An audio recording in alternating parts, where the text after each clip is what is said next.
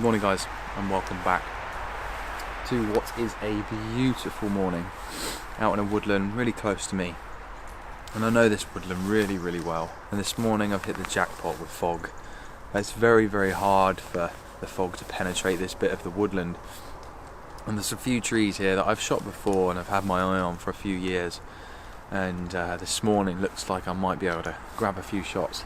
So I shot this composition a couple of weeks ago on an image that I called Archimedes. It's a beautiful tree, and I discovered it probably about a month ago.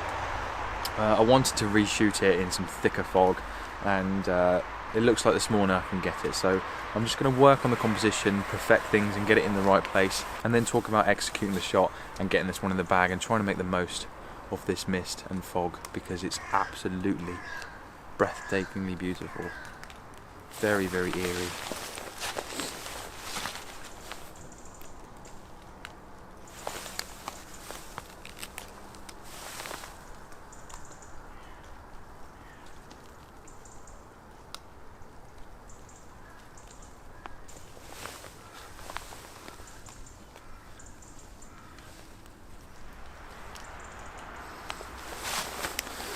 So like I said, I discovered this tree probably about a month ago on a bit of a recce around this woodland, and it really has so much character. I just love the way it looks, I love everything about it. I'm pretty sure on the right hand side it was part of the tree, but it's actually snapped off. There's a big branch that's kind of snapped off and it's led down, and I'm including that in the frame. And again, I've selected a 2x1 crop, and it really worked for me when I was down in Wistman's Wood the other week in fog. And I think the 2x1 crop just helps just squash the image and get rid of the sky.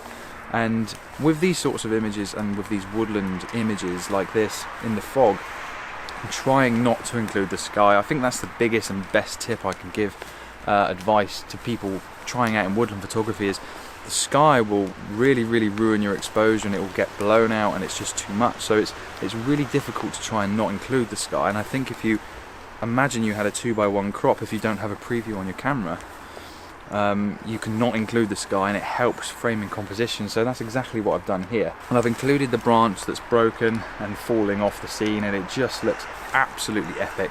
The tree is so gnarly, it just looks so daunting.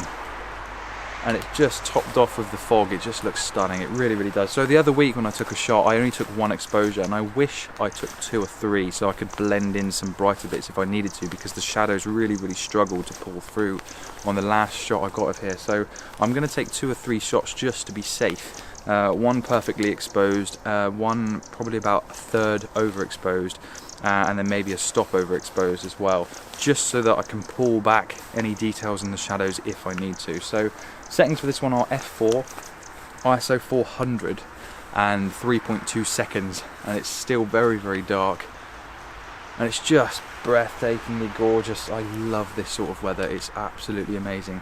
So 2-second timers on the images as always.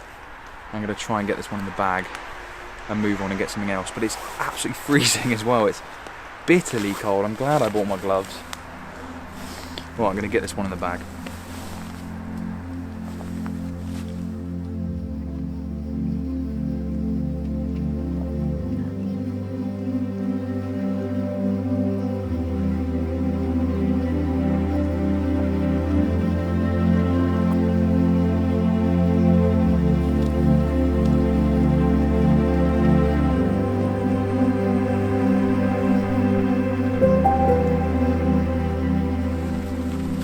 So first shot in the bag, and I'm glad I revisited that composition. I just love that composition, I love that tree. It's just got so much character, and I've actually got that tree in this shot as well. And another big massive tip, and I do say this a lot with woodland photography in particular, walking around with the camera up to your eye really helps envision the shot, because I didn't really see this shot before. And I was just walking around with my camera up against my eye, and just walking around up and down, left and right, and just trying to see if I could see anything that looked nice and looked pleasing to my eyes. And the tree in the background is the tree I shot in the first image, and this first tree just works perfectly framing it up as well. So similar sort of scene actually, and I've got a big tree just standing up straight, and it's got a bit that's broken off, led down on the floor. and then that other tree is in the background, but the fog is just breathtaking. So if you haven't watched my video the other day, I talked about 3 lenses I use mostly for landscape photography. It was the holy trinity of lenses. In that video I said about the 24-70, 24-105 being perfect for me for woodland photography. I've forgotten it this morning, but I have brought out the new Sigma 50mm 1.4, and 50mm seems to be around about the right sort of focal length for me for woodland photography. So, and I'm blown away by this lens and how sharp it is. It's just breathtakingly sharp. I still can't get over how sharp it is, so I'm looking forward to seeing how these shots come out. So I framed up the shot, 2x1 crop again. I'm just going to leave it on, I think, because it's just perfect for landscape orientation shots. 1.3 seconds at f2.5. So I'm just going to throw off the background just slightly into the fog, ISO 50. And touch of polarization, and that's not really doing a great deal. It's just bringing through the greens a little bit more on the trees and the trunks, and it's just amazing. It really, really is amazing. But I really like to take my time with this sort of photography, really make sure that the focus is dialed in and the composition is exactly as you want, because these conditions don't really happen very often, and when you're in these situations you really want to make the most of it. So I'm just going to dial it in, make sure it's absolutely perfect, and I'll put the image up on screen for you guys shortly. But I'm blown away. It's just amazing. I just love mornings like this, and just when you think autumn's kind of disappearing and going and you're moving on into winter, the winds drop and the fog rolls in, and it's amazing. It's just amazing.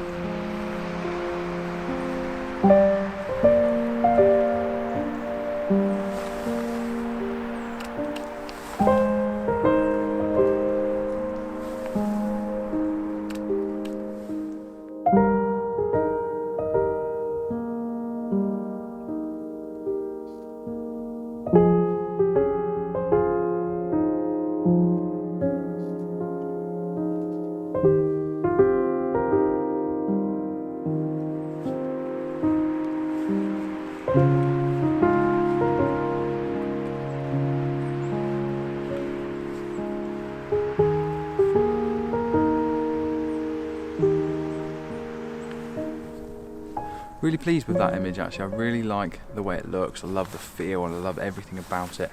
And unfortunately, in the time that it's taken me to set this camera up and set you guys up for this next shot that I've eyed up, the fog's completely disappeared. It's almost like it's just blown through and gone.